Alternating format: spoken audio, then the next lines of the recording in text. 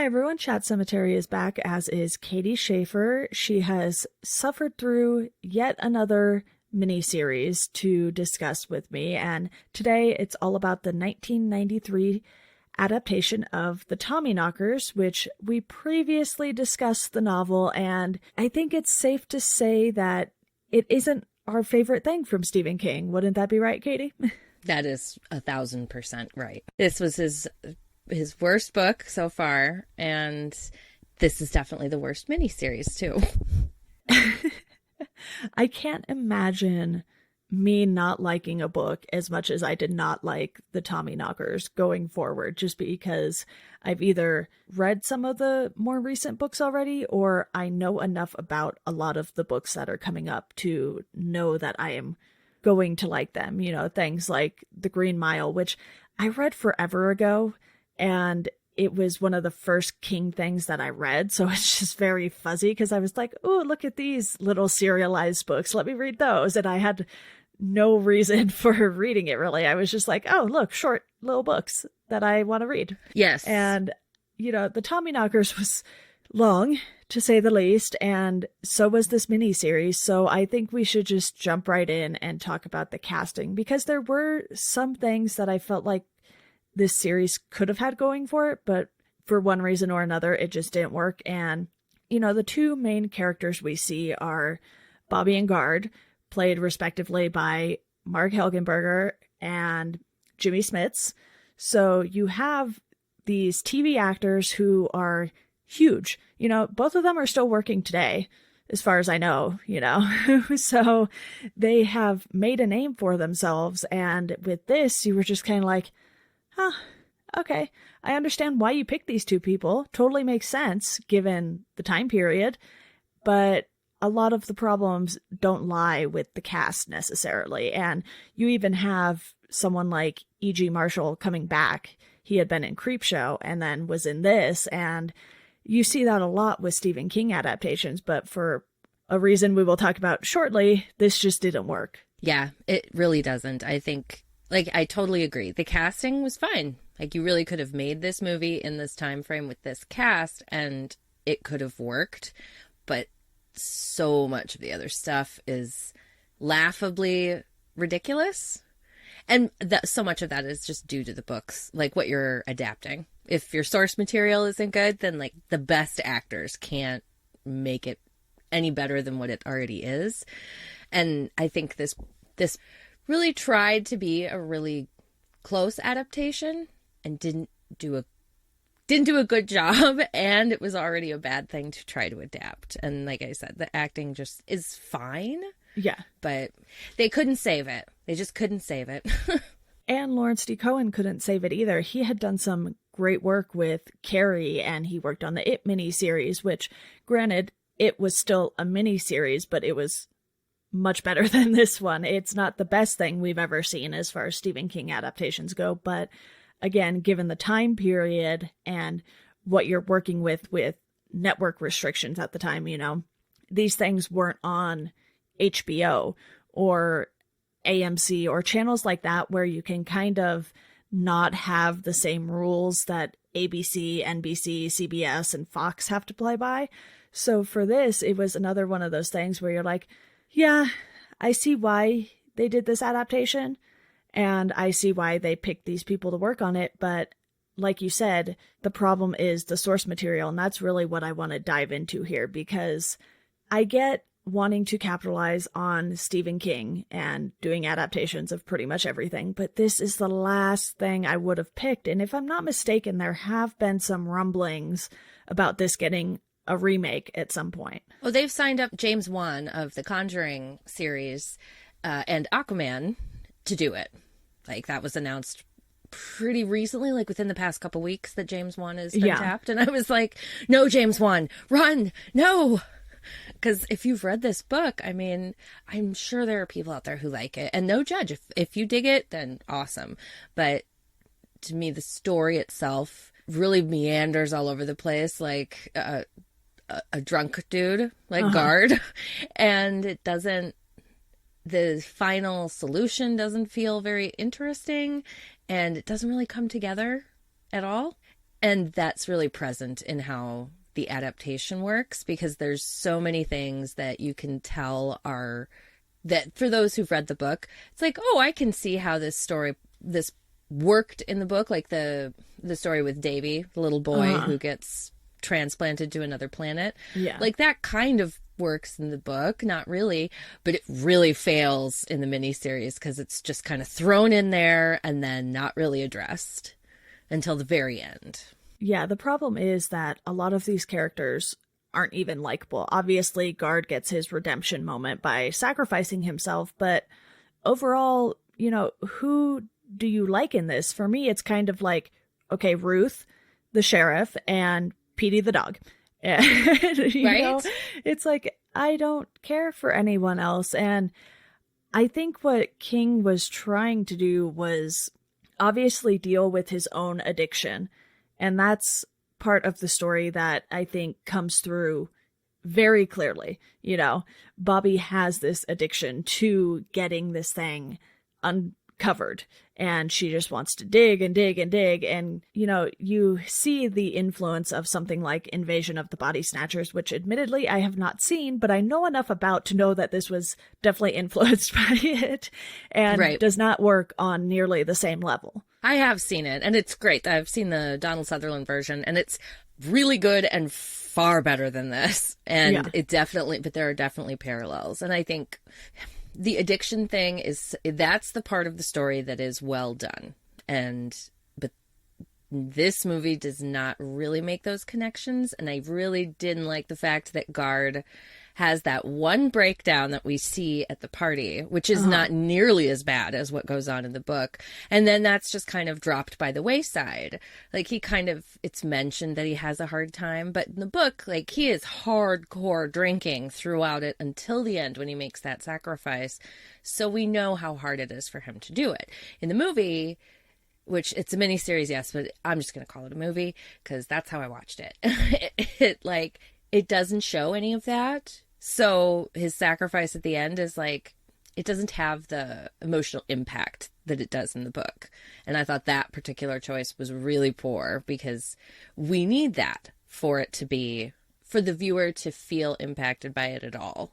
I totally agree. I think we don't get enough of that tension between Bobby and Guard that we get in the book because the book is so long. Again, too long for the story that we're given, but there's a lot more character work done in that makes a lot more sense. And given the fact that this story was stretched out over 3 hours for this miniseries, you would think they could have put some more of that in. I felt like they were spending too much time on the mistress of the town. And I was just like, did this character have this big of a role in the book? It's like Nancy was everywhere. Yeah, no, she does not. Nancy is barely in the book. She is mentioned. And I agree that they use the characters very poorly and we don't get enough information about them. So they feel very like paper dolls being moved around. And we know what we're supposed to feel about them, but it doesn't earn any of that. I think a little bit with the wife of the guy who's having the affair. What is her name? We barely get anything about her. Becca, thank you. But then she is gone in a heartbeat at the like an hour into the movie. Yeah. And it's like, oh, well, what? We see her in the asylum chanting the Tommyknockers little ditty. Yeah. Yeah. And it just feels so the story is driving the characters instead of the characters driving the story. And that doesn't work very well for something like this, especially because King's stories are all about characters. And so it feels very flat. Right. And I think the creepiest thing the story brought us were those dolls that Ruth had. And you're just like, oh, okay. I was kind of expecting, the aliens to be the creepy ones because they're taking over the town. But here we are. It's a bunch of dolls. And no, thank you. We don't need those. Yep. Goodbye. They're so much creepier in the books, but then just seeing that room of dolls, which I loved, was just in the police department. Yeah. We're just going to make space for this room full of dolls. And I was just like, oh my God, I too would cry, little child that's scared. Like, oh, they're all staring at you. Yeah, I have an aunt who has a bunch of dolls, and at one point they were mostly all in one room, and I was just like, nope, we're done. Never going in that room. You like peek in, you're like, oh, we'll just mark this as scary place.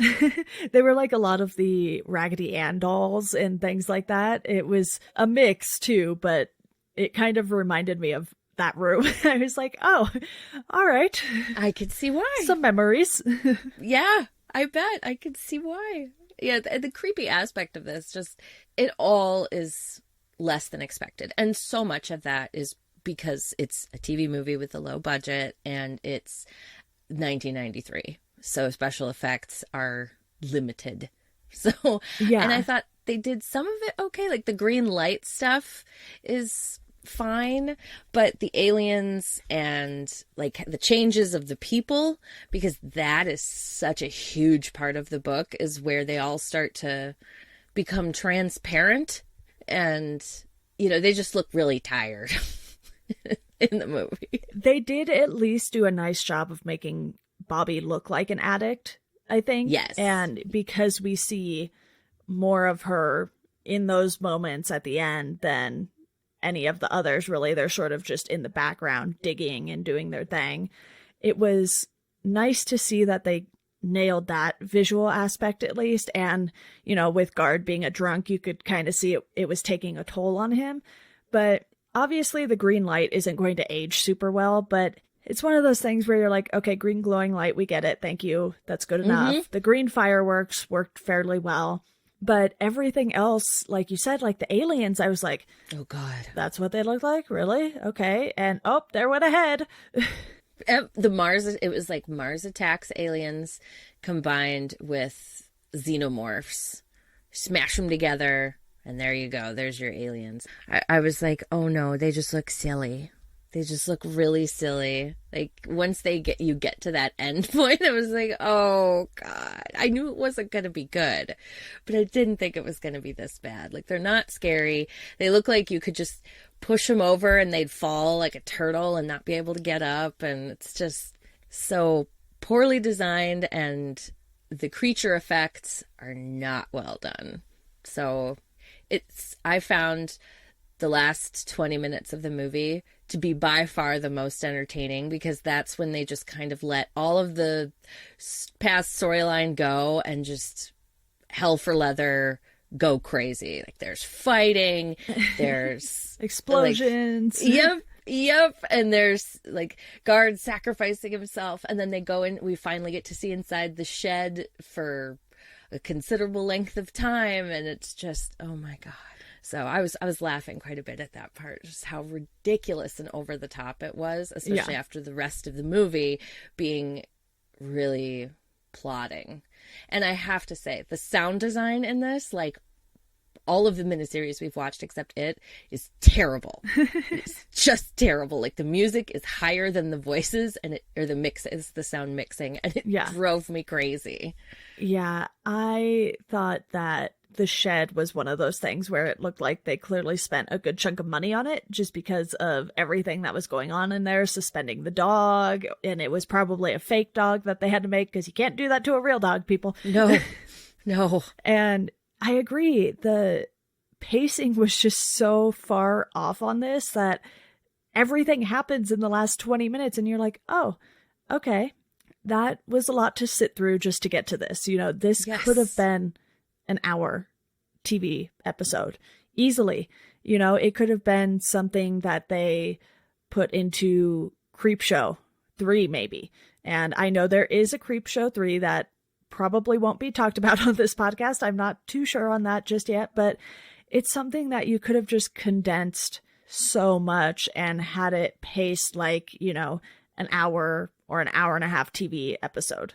Yeah, you didn't need to stretch it out, because there's so much of this that's unnecessary to the story, and they could have dialed in on the parts that are interesting, like rescuing the kid. Like, that you could have done. But like the stuff with Joe, the guy who's cheating on his wife, and all of that, like, none of that matters. None of that affects and none of it is interesting. Uh-huh. And it feels very superfluous. So there's so much they could have just straight chopped out. And instead they chose the most boring parts of the book. Like, we're going to talk about this in great detail because this is awesome. And as the viewer, you're like, oh, can I just maybe skip past this part? Is there anything going to happen in the next 20, 30 minutes? Can we watch this at 2x speed and still get everything? I had to watch this on YouTube, and that's what I thought. I was like, maybe I could just speed this up a little bit. You can do that on YouTube. So right. I'm impressed that you did not opt to do that, because 3 hours was just way too long for this. I could see this easily as a 40 to 60 minute thing, and you just condensed the story down because the source material was already way too long. We didn't need 3 hours of this just to have the last 20 minutes be the most intense moments. And I would like to note that there is another killer soda machine here. Yes, I liked that part. I love seeing those weird random things. And that poor guy, and I love how he knew it was going to explode. And I kept thinking, what is explosive in a soda machine? It's the especially soda, the carbonation. I guess so. That made a bomb because it explodes in a huge fiery thing, and especially those ones, because it's not like now where they have like all these electronics and generator or whatever in them. Nope, those things were all entirely mechanical. So once it exploded, I was like, okay. And it was unplugged. Yes, that's right. So you're like, it can't be an electrical fire because it's not plugged in. Right? It was just, and there were quite a few moments, and I did enjoy those where it was like, okay. Because my favorite one, though, was the one where the old man, Grandpa, is in the box. So he's all aliened up, and the lady who's the mistress of the town or whatever is like threatening Bobby with an axe, and he just reaches his hand out and like grabs her shoulder lightly, and then she's just dead. Yeah. It's like, what did you do? And I think it's supposed to be that he's strangling her, and I was like, your hand is like not even on her neck though. So there are some parts of this movie that are very unintentionally funny, but there's not enough to make it worth watching. It's not like Maximum Overdrive where there's so much ridiculousness. What I was going to say. Yeah. That is just so hilariously bad that it's fun to watch. But with this, you're just like, oh no, this is just straight up bad. And most of it's not even like funny bad. So I could at least enjoy the badness of it.